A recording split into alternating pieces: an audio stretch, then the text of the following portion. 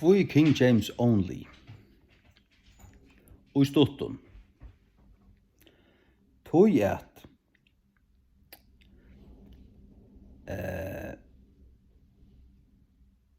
Evan sier hverja utgave av hebraiskun og griskun du samanberst vi, så sarst du til at King James betre i 20-30 versen. I Gamla testamentet Evan sier hverja perfekta utgave du sarst av hebraiskun, så hun her oppe, hun 55,5%, men King James 100%. Til hun avstemma og luttlum tingun innanfyr seg sjálva, så hun feilafrui. Og enskun, som vi kunne lesa og tjekka sjálve, utan å være undergiven en prestaskap av lardun, som i det være indoktrinerer av jesuitun, og fylgja ørun lardun, og djeva konstant ut nudjar og nudjar leksikoner som tar litta upp og som tar døma Guds år etter. At året merker ikke ordentlig hatta, at det merker verlaganen hatta. Og så fyr alt ur spåren, og så flyter alt, og så varst du ikke. Vi har til sannføring, jeg har til sannføring, at atter i 1600-tallet en deismo, enska deismo, en tyska rationalismo, en modernismo, en darwinismo, en sjønvarp, en media og alt det her. Point at han og en tøy det har vært større forfylking, det har kostet foreldrene, papen og appen og kjøsner tøyerne, tar han lov for en større part, alle kjent omkran, og tar at som har offret sitt lov under Bloody Mary og Anna, for trunna. Det var så nær tøymon, og det var menn som elskav og virde Guds år vi lov og sal, og som under frelstun konge arbeidde på et her, og 4 menn og 6 år gjørt og et fullkommen verk, tar dølde seg sundur og 6 eller 6 balkar, og det som ein balkar tøyde skulle reviderast av öllun hinum flokkunum. Således blev alt etterkanna, som sier 14 ferir, som sier 15 ferir. King James Bibelen har steg i 408 år utan pregvajan foil. Sars du, og hebraiskun har du bare ein rattan tekst, som vi sier. Som vi vet den ratte til den masoretiske teksteren, men her han for 2 til Ben Chaim og Ben Asher, til Ben Chaim som den ratte. Han ble først for prent av i 1525, for 1530, det var 1530 utgaven som King James tøyerne brukte. Nødja testamentet. Her kom Erasmus, han gav 3 utgaver ut.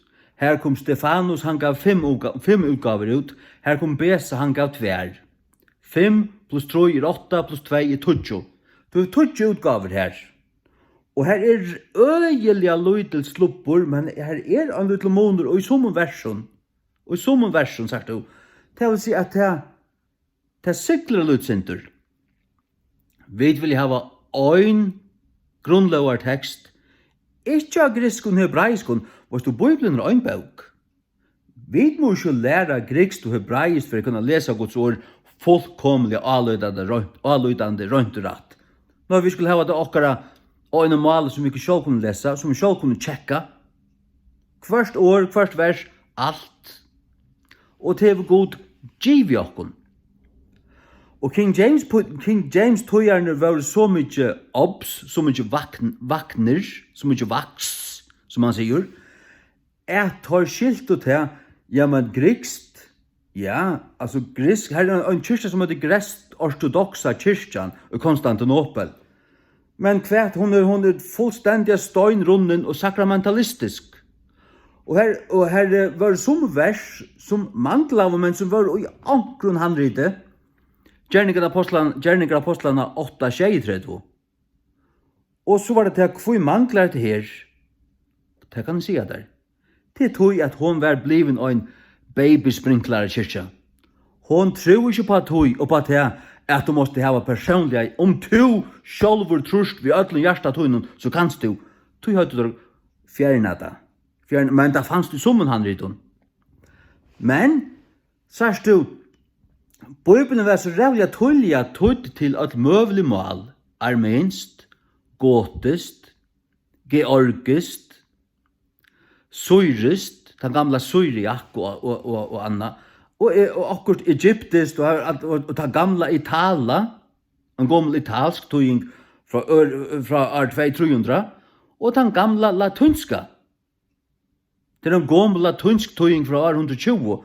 Og tar søtte som så, når vi stod ikke folk, vi sitter ikke alt dere alit av grikst, vi sier ikke at her er sånne slupper, det er ikke samsvær. Altså, hette tøyt vi, det var gamle tøyinger fra år 100, 200, og her, og ting er vi, og i ødlen og snær, og der tøyingarna er ivleverar, avskrivar, og i tusen av vissa av kopion, som vi vet er nødt kopi, og vi vet er gammel kopi, og det er det samme. Og i fløyre ørenmalen, 6, 8, 20 ørenmalen, utan omgrikst. Så tar vi ikke plassera alla myndløkan av grikst, men tar bygde tøyingene av røyn grisk handriter. Men så søtte der i ring, og tar dotto tillsammans dotto der, altså, ödmal, arabiskt, hebraiskt og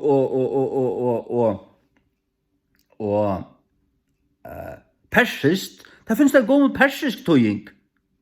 Det finnes en gammel arabisk tøying. Tar råførdelse, tar avstemma Bibelen av i atlar fotnar, røynar, avlutande versjoner.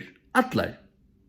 Og her finnes det okkur som bare handan hever, men atlar så her iverrola. Vi kjenner det fra tingsalen, og du blir iverrola over. Nei, det er jo öll vittnene møte der, det er bare 1000 sier det her, så lyder vi tjate. Men hikk, atlar så her fått noen versjoner sier det her, men det mangler til grisko. Nå, så kører vi det inn.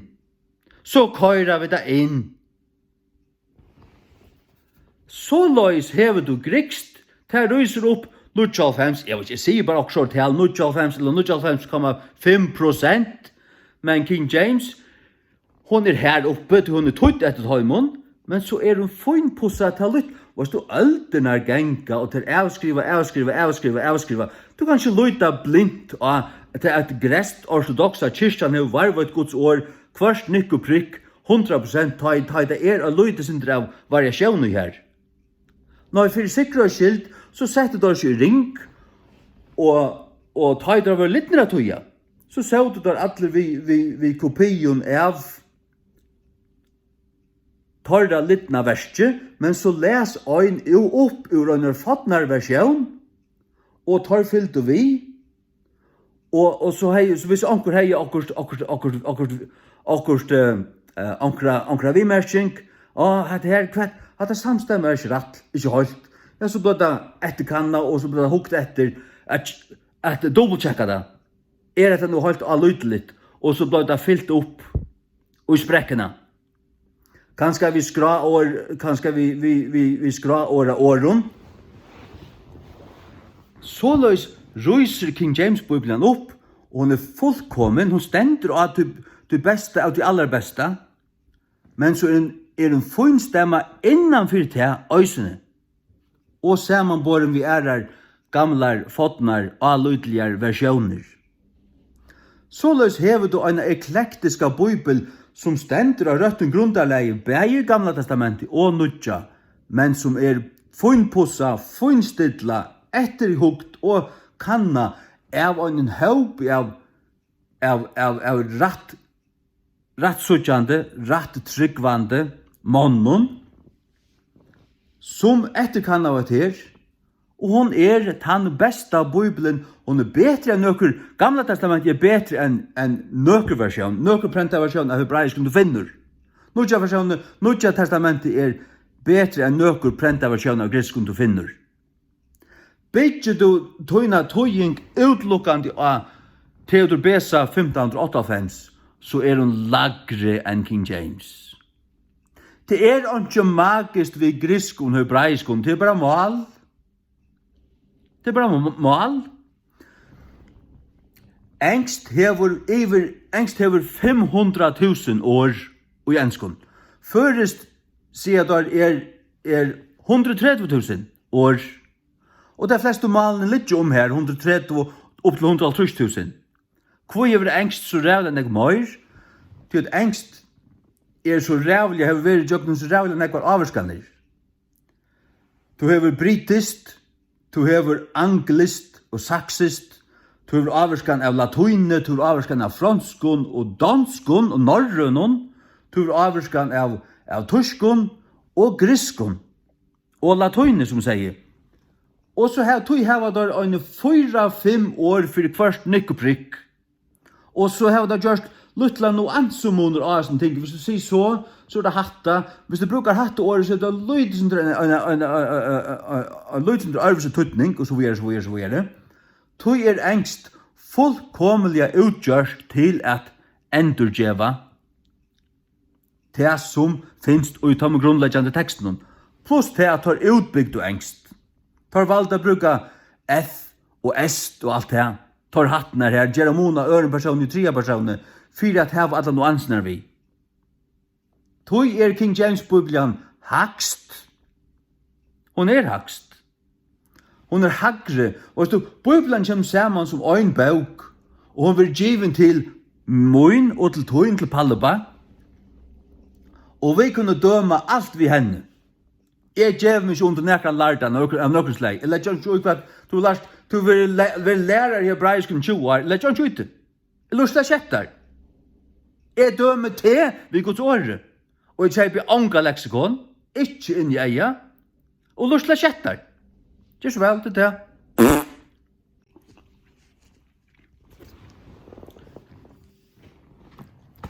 Det er jo somme ting i Bibelene som er jo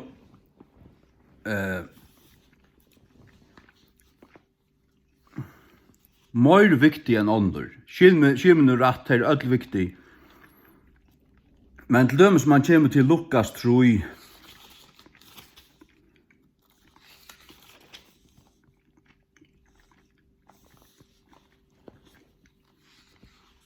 Hva er det der?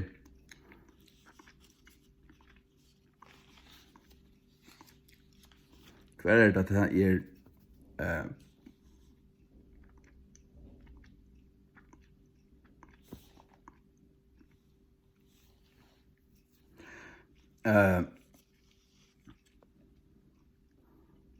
Josef og mor hans her.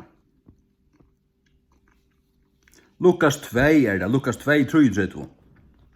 Og Josef og mor hans her. Sørst du, det sier onkel grisk handrit.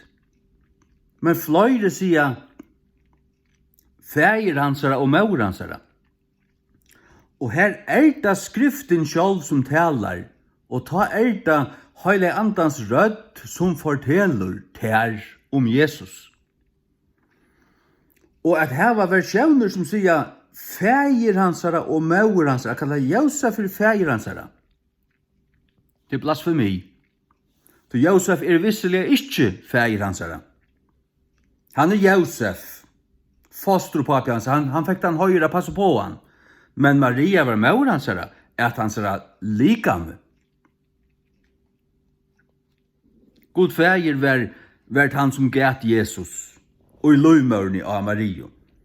Så at om du hever en versjon som er perfekt, alt, men så kommer du her, men så sagt du hikk, King James, tar av valgt affære etter hæsen leshatten, som hever skriftlig en oppbakning.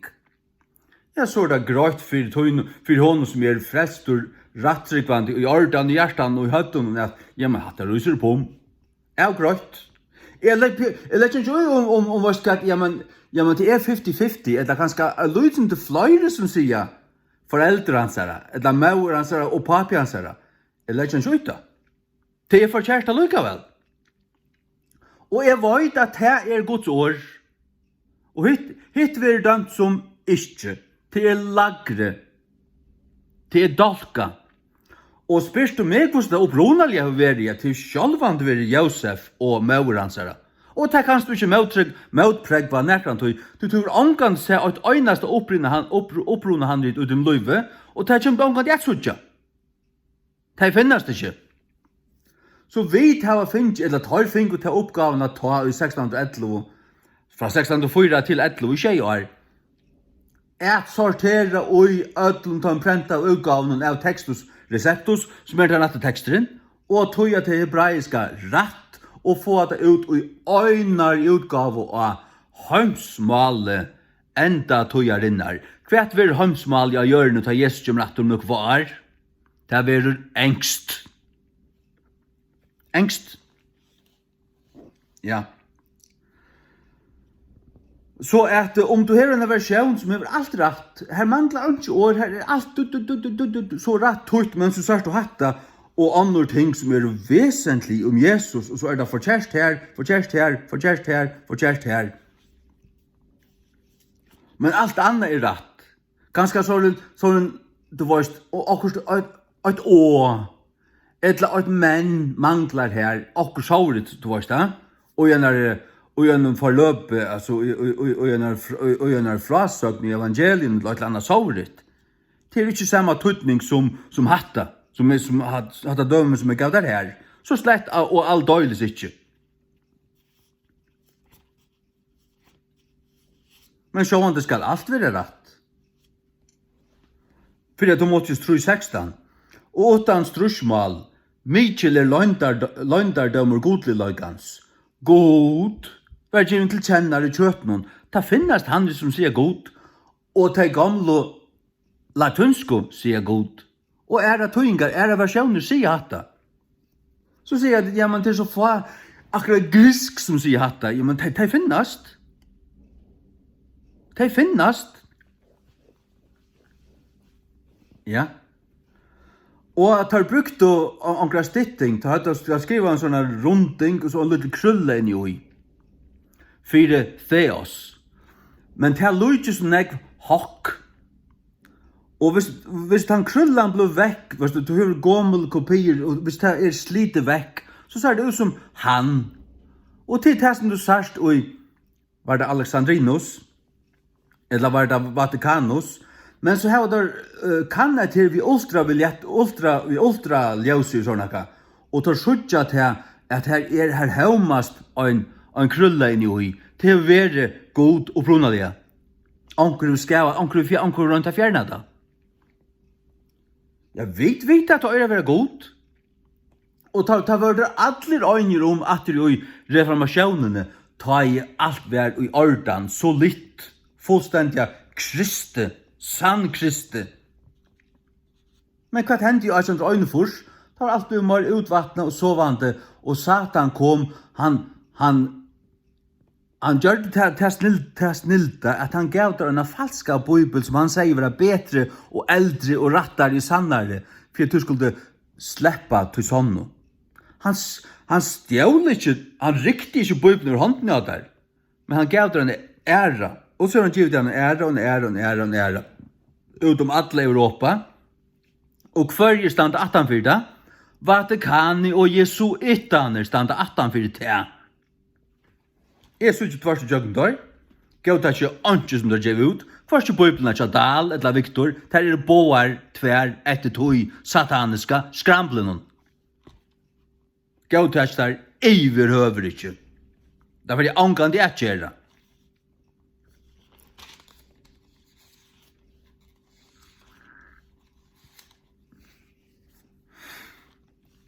King James Bibelen, som vi sier der, jeg gav der Lukas 2:3 til Janne. Luthers av Bibel er en røgn Bibel, stender rett en grunderleie, men hun sier ikke Josef og Mauransara. Hun sier Fata und Mutter. Så her er hun nian for King James, og er en likla viktig tinge. Så er hun er som så en Bibel, ja, vi gav til, vi vil kjenne henne som en bibel av rette grunderleie, men hun er ikke lukka skuir og skuinandi og røgn og glæselig som King James-bibelen. King James-bibelen ryser opp om, du hikker etter døme, døme. Her, du ser man best. Og det samme vært atter, ja. Hun er rødt her. Nei, Luthers Bibel, det gamle danska, og Gudbrands Bibelen, rødt her, men her er nianfyr, og hikker til King James, så er hun omanfyr.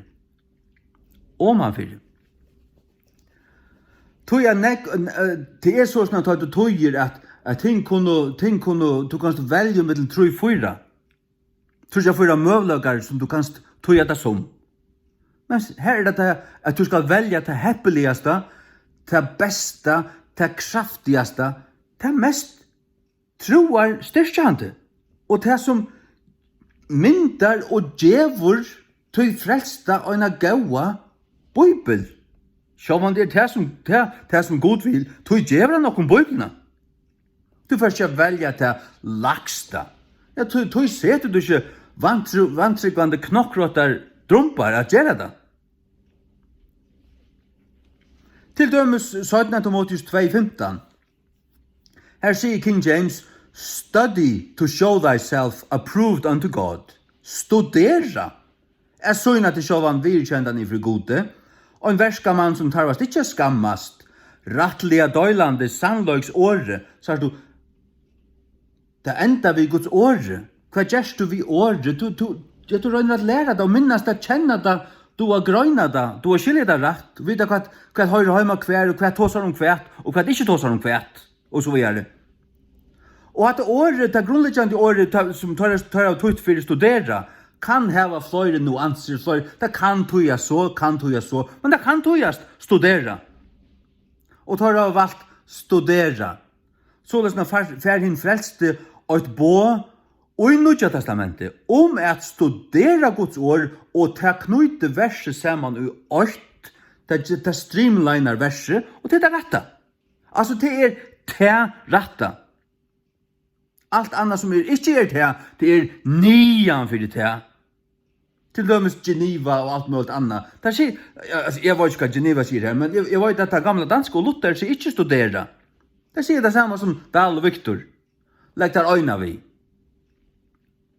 Jeg søgna til sjåvan. Nei, studera.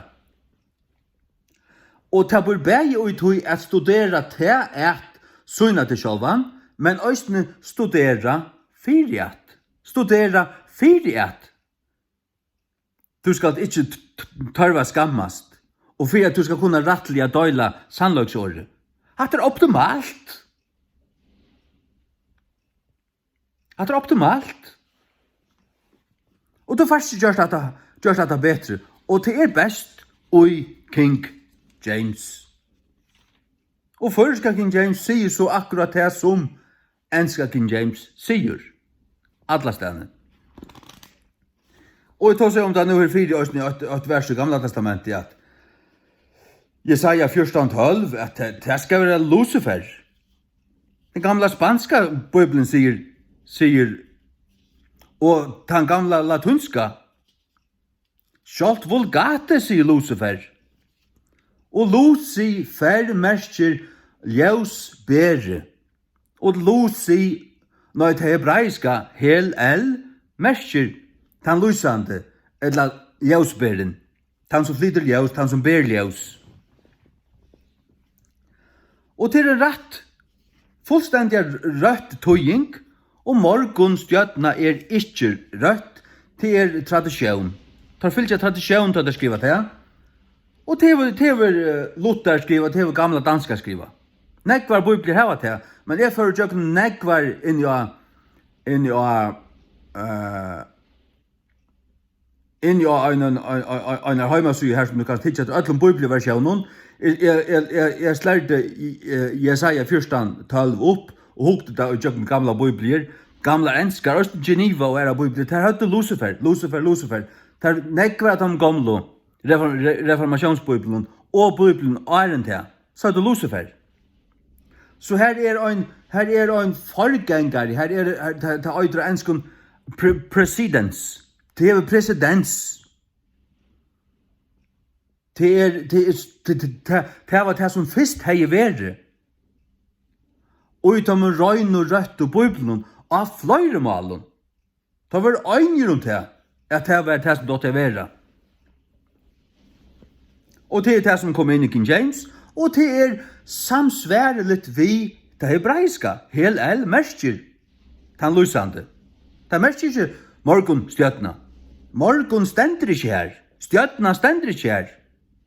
Her stender hel ljus, tan lysande, og el tan. Og her kunne jeg ha skriva, ta jeg tog det, at jeg kunne ha skriva ljus bedre, så hadde vi tatt et førest, men det virker så fitt og sånn, når Lucifer spyr øynkvann ungan ut av gøtene, fer til havnar ved en mikrofon og spyr 100 folk som du møter om det vet hvor Lucifer er. Det ikke Satan, det vet hvor det er. Så det et år som god langt har givet, du brukar du det. Du brukar det, og du brukar året helvete, ikke Hades, anjo hva det er. Det er alltid det var grikst mytoår, men det vet hva helvete er. Og det var her Rudjemær vakna opp, og han var i en lå, han brente. Og spyr folk, hva varst du om helvete, hva er det? Er det ikke et eldsted, et pøynested? Jo, det er det. Og det akkurat det som Bibelen sier, at det er til ratta føreska året fire til. Anke annora rett. Anke anna. Og ter moderne av Bibelen som skriver Hades og Sheol og sånne, som New King James er lorsta Bibler, som skriver det. Der skriver ikke Uranus for himmelen. Nei, men her skriver det heaven, det ja, men hvor tåler det så ikke helvete? Skal jeg si at hvor tar trygg var ikke av helvete? Tar ikke standa vitta om det så trygg var vitta. Om det så trygg var oppata, så tar det ikke standa vitta. Tar noen rævskuddar, tar vi ikke trygg. Tar vi øren i øren åren i høver ikke tryggvande.